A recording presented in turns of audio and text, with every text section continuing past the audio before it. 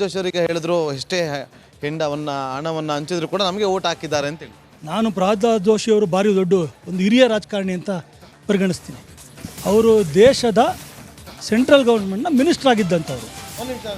PC Mohan ಅವರು 55,108 ಮತಗಳಿಂದ ಮುನ್ನಡೆಯನ್ನು ಸಾಧಿಸಿದ್ದಾರೆ ಎನ್ನುವ ಮಾಹಿತಿ ಈಗ ಲಭ್ಯವಾಗ್ತಾ ಇದೆ. ಕಂಪ್ಲೀಟ್ ಚೇಂಜ್ ಆಗಿದೆ. ಎಲ್ಲಿ ಸರ್ ಕಂಟಿನ್ಯೂ. ಈಗ ಪ್ರಹ್ಲಾದ್ ಜೋಶಿ ಅವರು ಈ ಥರ ಮಾತಾಡ್ತಿದ್ದಾರೆ ಅಂದರೆ ಎಲ್ಲೋ ನಿರಾಶೆ. ಯಾಕಂದರೆ ಅವರು ಸೆಂಟ್ರಲ್ ಗೌರ್ಮೆಂಟಲ್ಲಿ ಮಿನಿಸ್ಟರ್ ಆಗಿದ್ದಂಥವ್ರು. ಅವರು ಇನ್ನೊಂದು 5-6 ಸೀಟ್ಗಳನ್ನ ಗೆಲ್ಲಿಸ್ಬೇಕು. ಅವರು ಅಪಪ್ರಚಾರ ಮಾಡಿದ್ದಾರೆ, ಈ ರೀತಿ ಹೇಳಿದ್ದಾರೆ, ಆ ರೀತಿ ಹೇಳಿದ್ದಾರೆ, ಯಾವುದೋ ಬೇರೆ ವಿದೇಶದಲ್ಲಿ ಕೂತ್ಕೊಂಡು ಮೂಲಗಳು ಹಿಂಗೆ ಮಾಡಿವೆ, ಇದೆಲ್ಲ ಹೇಳೋದನ್ನ ನಿಲ್ಲಿಸಿ ಜನರು ಏನು ತೀರ್ಮಾನ ಕೊಟ್ಟಿದ್ದಾರೆ. CM ಸಿದ್ದರಾಮಯ್ಯ ಅವರು ಸುದ್ದಿಗೋಷ್ಠಿಯನ್ನು ನಡೆಸಲಿದ್ದಾರೆ ಎನ್ನುವ ಮಾಹಿತಿ ಕುತೂಹಲ ಮೂಡಿಸಿದಂತಹ CM ಸಿದ್ದರಾಮಯ್ಯ ಅವರ ಸುದ್ದಿಗೋಷ್ಠಿ. ಯಾಕಂದರೆ ಇನ್ನು ನಂಬರ್ಸ್ ಕನ್ಫರ್ಮೇಷನ್ ಆಗಬೇಕು, ಅಫಿಷಿಯಲ್ ಅನೌನ್ಸ್ ಆಗಬೇಕು. ಆದರೆ ಈಗಲೇ CM ಸಿದ್ದರಾಮಯ್ಯ ಅವರು ಪತ್ರಿಕಾಗೋಷ್ಠಿಯನ್ನು ಕರೆದಿದ್ದಾರೆ. ಅದು ತುರ್ತು ಪತ್ರಿಕಾಗೋಷ್ಠಿಯನ್ನು. ಈ ಬಗ್ಗೆ ಈಗ ಬಹಳ ಕುತೂಹಲ ಕೇಳಿಸ್ತಾ ಇದೆ. ವೀರಣ್ಣ ಅವ್ರನ್ನ ಪ್ರಶ್ನೆ ಮಾಡಬೇಕಾಗುತ್ತೆ. ವೀರಣ್ಣ ಅವರೇ, 3 ಅದ್ರಾಗೆ ಬಂದಿದ್ದು 2 ಏನು ಎಕ್ಸ್ಪೆಕ್ಟ್ ಮಾಡಿದ್ರ? ಹಾಸನ ಈ ರೀತಿಯಾಗಿ ಹೀನಾಯ ಸೋಲಾಗುತ್ತೆ ಅಂತ ಯಾರು ಊಹೆ ಮಾಡಿರಲಿಲ್ಲ. ಈಗಾಗಲೇ ನಾವು ಏನು ಜನತಾದಳ ಜಾತ್ಯತೀತ NDA ಮೈತ್ರಿಕೂಟದಲ್ಲಿದ್ದೀವಿ. BJP ಜೊತೆ ಸೇರಿದ ನಂತರ ಇವತ್ತು ಏನು 19-20 ಬರ್ತಾ ಇದೆ, ಮುನ್ನಡೆಯಲ್ಲಿ ಇದ್ದೀವಿ. ಖಂಡಿತ ಇದು ಸಾಧ್ಯ ಆಗೋದಕ್ಕೆ ನಮ್ಮಿಬ್ಬರ ಪಕ್ಷದ ಶಕ್ತಿ ಅಂದರೆ NDA ಮೈತ್ರಿಕೂಟದ ಶಕ್ತಿಯಿಂದನೇ ಈ ರೀತಿ ಆಗಿದ್ದೀವಿ. ಅಂದರೆ ಕರ್ನಾಟಕ ರಾಜ್ಯದಲ್ಲಿ 28 ಸ್ಥಾನಗಳಲ್ಲಿ 20 ಕಡೆ ಮುಖ ಮಾಡಿರೋದು ನಮ್ಮ ಮೈತ್ರಿ ಇದರಿಂದನೇ. ಖಂಡಿತವಾಗ್ಲೂ ಜನ ಆಶೀರ್ವಾದನ ನಾವು ಸ್ವಾಗತ ಮಾಡಬೇಕಾಗುತ್ತೆ. ಈ ಸಂದರ್ಭದಲ್ಲಿ ಕಾಂಗ್ರೆಸ್ಸು ಆಡಳಿತದಲ್ಲಿ ಇದ್ದರೂ ಕೂಡ ಅವರು ಟಾರ್ಗೆಟ್ 20 ಇಟ್ಕೊಂಡಿದ್ರು, 10 ರೀಚ್ ಆಗೋದಕ್ಕೂ ಆಗ್ತಾ ಇಲ್ಲ. ಈ ರೀತಿ ಅದೆಲ್ಲ ಓಕೆ ಸರ್. ಈಗ ನಾವು JDS ಬಗ್ಗೆ ಮಾತಾಡ್ತಾ ಇದ್ವಿ. ಕೋಲಾರ ಮಂಡ್ಯ ನಿಮ್ಮ ಪಾಲಾಯ್ತು, ಓಕೆ. ಬಟ್ ಹಾಸನ JDSನ ಭದ್ರಕೋಟೆ ಅದನ್ನ ಕಳ್ಕೊಂಡ್ಬಿಟ್ರಲ್ಲ ಅಂತ. ಜನಾಶೀರ್ವಾದ ತಲೆ ಬಾಗ್ಲೇಬೇಕಾಗುತ್ತೆ. ಯಾಕಂದ್ರೆ ಅಲ್ಲಿ ನಡೆದಿರೋ ಪ್ರಕರಣಗಳು ಎಲ್ಲರಿಗೂ ಗೊತ್ತಿರೋ ಅಂಥದ್ದೇ.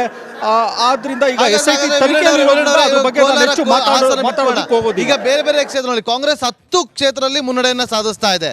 ಅಲ್ಲಿ JDS BJP ಅಷ್ಟು ಹೊಂದಾಣಿಕೆ ಕಾರ್ಯಕರ್ತರಲ್ಲಿ ಆಗ್ಲಿಲ್ವಾಗಾದ್ರೆ? ಈಗ ನೋಡಿ, ನಮ್ಮ JDS ಪ್ರಾಬಲ್ಯ ಇದ್ದಿದ್ದು ಹಳೆ ಮೈಸೂರು ಮೈತ್ರಿ ಸಂದರ್ಭದಲ್ಲಿ 28 ಗೆಲ್ತೀವಿ, ಗುರಿ ಇತ್ತು ನಮ್ಮದು. ಹಳೆ ಮೈಸೂರು ಭಾಗದಲ್ಲಿ ಖಂಡಿತ ಶಕ್ತಿ ವೃದ್ಧಿಸಿದೆ. ಕಲ್ಯಾಣ ಕರ್ನಾಟಕ ಭಾಗದಲ್ಲಿ ಎಲ್ಲೋ ಒಂದು ಕಡೆ ಕಾಂಗ್ರೆಸ್ನ ಗ್ಯಾರಂಟಿ ಇರ್ಬೋದು. ಏನು ಈಗ ಇದು ಲೋಕಸಭಾ ಕೆಲಸ ಮಾಡಿವೆ ಅಂತ ಲೋಕಸಭಾ ಚುನಾವಣೆಗೆ ಎಲ್ಲೋ ಒಂದ್ ಕಡೆ ಅಂಡರ್ ಕರೆಂಟ್ ರೀತಿ ಕೆಲಸ ಮಾಡಿರೋದ್ರಿಂದ ಸ್ವಲ್ಪ ಕಾಂಗ್ರೆಸ್ ಗ್ಯಾರಂಟಿಗಿಂತ ನಿಮ್ಗೆ 2 ಪಕ್ಷ JDS ಮತ್ತೆ ಅರೆಸ್ಟ್ ಆದ್ಮೇಲೂ ಕೂಡ ನೀವು ಅದನ್ನ ಲವ್ ಜಿಹಾದ್ ಅಂತ ಯಾಕೆ ಮಾತಾಡಿದ್ರಿ? ಅಲ್ಲ ರಾಜಕೀಯ ತಾನೇ. ಅಲ್ಲ ಲವ್ ಜಿಹಾದ್ ಅನ್ನೋದು ಗೊತ್ತಾಗಬೇಕಲ್ಲ ಎಲ್ಲರಿಗೂ. ಅದನ್ನ ಮುಚ್ಚಿ ಪ್ರಯತ್ನ ಮಾಡಿದ್ರು. ಅರೆಸ್ಟ್ ಆಗಿದ್ದಾನೆ, ನೀವು ಅದನ್ನ ಲವ್ ಜಿಹಾದ್ ಅಂತೀರಾ? ಮತ್ತೆ ಲವ್ ಜಿಹಾದ್ ಮಾಡಿದಕ್ಕಾಗಿ ಅರೆಸ್ಟ್ ಆಗಿದ್ದಾನೆ ಅವನ. ಕಡಾಡಿ ಸರ್ ಹೊರಡೋಕೆ ಮುಂಚೆ ರಾಷ್ಟ್ರೀಯ ಮಟ್ಟದ ಫಲಿತಾಂಶದ ಬಗ್ಗೆ ಕೂಡ ನೀವು ಅವಲೋಕನ ಮಾಡ್ಕೊಳ್ಬೇಕಾದ ಪರಿಸ್ಥಿತಿ ಬಂದಿದೆಯಾ ಅಂತ ಹೇಳಿ. 293 ನಿಂತಿದೆ. ಅದು ಹೆಚ್ಚಿಗೆ 300 ದಾಟೋ ಲಕ್ಷಣಗಳು ಈ ಕ್ಷಣದವರೆಗೂ ಕೂಡ ಕಾಣ್ತಾ ಇಲ್ಲ. ಇನ್ನೂ ದೊಡ್ಡ ರಾಜ್ಯಗಳು ಬಾಕಿ ಇದಾವೆ. ಉತ್ತರ ಪ್ರದೇಶದಂತ ದೊಡ್ಡ ರಾಜ್ಯಗಳು ಇನ್ನು ಕೌಂಟಿಂಗ್ ಸ್ಟಾರ್ಟ್ ಇದೆ. ಹೀಗಾಗಿ ಜಾಸ್ತಿ ಸ್ಥಾನಗಳು ಬರ್ತಕ್ಕಂತ ನಿರೀಕ್ಷೆ ಇದೆ. ಬಹಳ ಇನ್ನು ಇದಕ್ಕಿಂತ ಕೆಳಗೆ ಏನು ಹೋಗುವಂತದ್ದಲ್ಲ, ಇನ್ನು ಜಾಸ್ತಿನೇ ಬರಬೇಕು. ನಾವು ನಿಶ್ಚಿತವಾಗಿ 315ಕ್ಕಿಂತ ಜಾಸ್ತಿ ಕ್ರಾಸ್ ಆಗ್ತದೆ ಅಂತ ಅನಿಸ್ತದೆ NDA. ರೈಟ್. ಇದು ಕಡಾಡಿ ಅವ್ರ ನಂಬರ್ಸ್ ನೋಡೋಣ. ಥ್ಯಾಂಕ್ ಯು ಸರ್ ಜಾಯ್ನ್ ಆಗಿದ್ದಕ್ಕೆ. ಇನ್ನು ಇಟ್ನಾಳ್ ಸರ್, ರಾಜಕೀಯ ಬಳಕೆ ಅನ್ನೋ ವಿಚಾರ ಬಂದಾಗ ಎಂತೆಂಥ ವಿಚಾರಗಳು ಚರ್ಚೆಗೆ ಬಂದ್ಬಿಡ್ತು ಅಂತ. ಈ ಬಾರಿ ಚುನಾವಣೆಯಲ್ಲಿ ಕಾಸ್ಟ್ ಸೆನ್ಸಸ್ ಇಂದ ಹಿಡಿದು ಪ್ರಾಪರ್ಟಿ ಡಿಸ್ಟ್ರಿಬ್ಯೂಷನ್, ರೀಡಿಸ್ಟ್ರಿಬ್ಯೂಷನ್ ಅಂದ್ರೆ ಅದು ಯಾವುದಕ್ಕೂ ಕೂಡ ಮತದಾರ ಅದನ್ನ ಒಂದು ಇಶ್ಯೂ ಆಗಿ ಬಳಕೆ ಮಾಡ್ಕೊಂಡು ವೋಟ್ ಹಾಕಿದ್ದಾನೆ ಅಂತ ಅನ್ನಿಸ್ತಾ ಇಲ್ಲ. ಎಲ್ಲೂ ಕೂಡ ಒಂದು ಪ್ಯಾಟರ್ನ್ ಆಫ್ ವೋಟಿಂಗ್ ಕಾಣಿಸ್ತಾ ಇಲ್ಲ, ಒಂದು ನರೇಟಿವ್ ವೋಟಿಂಗ್ ಕಾಣಿಸ್ತಾ ಇಲ್ಲ. ಸೊ ಗೆದ್ದಿರೋದು ಅಲ್ಟಿಮೇಟ್ಲಿ ಮತದಾರ ಇಲ್ಲ. ಅಬ್ಸಲ್ಯೂಟ್ಲಿ ಅದ್ರ ಜೊತೆಗೇನೆ ಕಡಾಡು ಹೊರಟ್ರು. ಈ 65 ಲಾಸ್ ಏನಿದೆಯಲ್ಲ, 65 ಸೀಟುಗಳ ಲಾಸ್ ಏನಿದೆಯಲ್ಲ, ಇದು ಬಹಳ ಗಂಭೀರ. ಇದು ಯಾಕಂದ್ರೆ ಒಂದು ಇಷ್ಟು ರಾಷ್ಟ್ರೀಯತೆ, ಹಿಂದುತ್ವ ಮತ್ತೆ ಮೋದಿ ಬ್ರ್ಯಾಂಡ್, ಮೋದಿ ಈ ತರದ ಒಂದು ಇಂಗ್ಲಿಷ್ ಜಗರ್ನಾಟ್ ಅಂತ ಹೇಳ್ತೀವಲ್ಲ ನಾವು, ಆ ತರದ ತೇರು ಇದು. ಈ ಬ್ರ್ಯಾಂಡ್ ಮೋದಿಗೆ 65 ಸೀಟುಗಳು ಹೊಡೆತ ಬೀಳ್ತದೆ ಅಂದ್ರೆ something has gone wrong very seriously. ನಿಮ್ಮ ಬಳಿಗೆ ಬರ್ತೀನಿ ಸರ್. ಚಂದ್ರಬಾಬು ನಾಯ್ಡುಗೆ NDA ಸಂಚಾಲಕ ಹುದ್ದೆ ಆಫರ್ ಕೊಟ್ಟಿದ್ದಾರೆ. ಹೌದು, ಏನಾಗ್ತಾ ಇದೆ ಅಂತಂದ್ರೆ ಅವ್ರು ಚಂದ್ರಬಾಬು ನಾಯ್ಡು ಈಗ BJP ಕಿಂಗ್ ಮೇಕರ್, ಚಂದ್ರಬಾಬು ಅವರು ಕಿಂಗ್ ಮೇಕರ್ ಆಗ್ತಾರೆ, ಚಂದ್ರಬಾಬು ನಿತೀಶ್ ನಾಯ್ಡು ಕುಮಾರ್ ಅವರು NDA ಸಂಚಾಲಕ ಹುದ್ದೆ ಅದೇ ಬಂತು. ಬಹಳ ದೊಡ್ಡ ಆಫರ್ ಕೊಟ್ಟ ಬಿಜೆಪಿ ಒಂದು ಕಾಲದಲ್ಲಿ ಇದೇ ಬಿಜೆಪಿ ವಿರುದ್ಧ ಒಂದು ಸಂಘಟನೆ ಅಂದ್ರೆ ಎಲ್ಲ ಬೇರೆ ಬೇರೆ ತೃತೀಯ ರಂಗವನ್ನು ಒಗ್ಗೂಡಿಸುವಂತ ಪ್ರಯತ್ನವನ್ನು ಇವರೇ ಮಾಡಿದ್ರು. ಟಿಡಿಪಿಯ 16 ಸಂಸದರು ಮುನ್ನಡೆಯಲ್ಲಿದ್ದಾರೆ.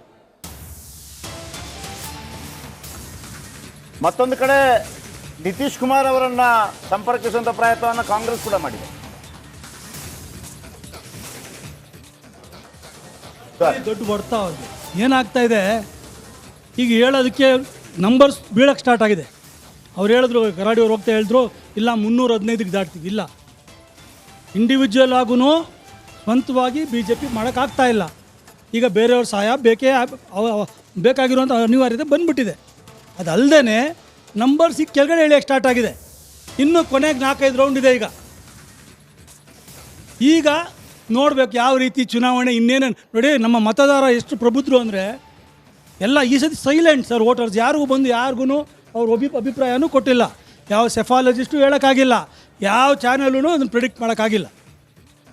ಯಾರು ಇದ್ರ ಬಗ್ಗೆ ಕರೆಕ್ಟಾಗಿ ಇಂಥದೇ ಆಗಿದೆ ಅಂತ ಹೇಳೋಕೆ. ಯಾಕಂದರೆ ಎಷ್ಟೊಂದು ಜನ ಮಹಿಳೆಯರು ಮನೇಲಿ ಕೂತ್ಕೊಂಡು ವೋಟ್ ಹಾಕಿದ್ರು, ಕ್ವೈಟಾಗಿ ಹೋದ್ರು, ಏನು ಯಾರು ಹಾಕಿದ್ದೀವಿ ಅಂತಲೂ ಬಾಯ್ಬಿಡಲಿಲ್ಲ. ಓಕೆ, ಈಗ ನಮ್ಮ ಜೊತೆಗೆ 3 ಜನ ಹೊಸ ಅತಿಥಿಗಳು ಜಾಯ್ನ್ ಆಗಿದ್ದಾರೆ. ಅವ್ರನ್ನ ವೆಲ್ಕಮ್ ಮಾಡ್ಕೊಂಡ್ಬಿಡ್ತೀನಿ. BJPಯಿಂದ ಭಕ್ತರಾಗಿರುವಂಥ ಕಾಂತಿ ಶೆಟ್ಟಿ ಅವರು, JDSನಿಂದ ವೀರಣ್ಣ ಅವರಿದ್ದಾರೆ, ಆಮ್ ಆದ್ಮಿ ಪಾರ್ಟಿಯಿಂದ ಮೋಹನ್ ಅವರಿದ್ದಾರೆ.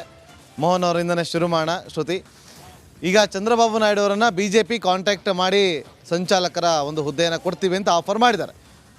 ಇವತ್ತು ಇಂಡಿ ಒಕ್ಕೂಟನು ಸಂಪರ್ಕ ಮಾಡ್ತಾ ಅಲ್ಲ, ಈಗಾಗಲೇ ಸಿದ್ಧತೆಗಳು ಆಗೋಗಿದೆ. ಈಗಾಗಲೇ ಎಲ್ಲರೂ ಸಂಪರ್ಕದಲ್ಲಿದ್ದಾರೆ. 3 ದಿನದಿಂದ ನಮ್ಮ ಕಾಂಗ್ರೆಸ್ ನಾಯಕರ ಸಂಪರ್ಕದಲ್ಲಿ ಇದ್ದಾರೆ.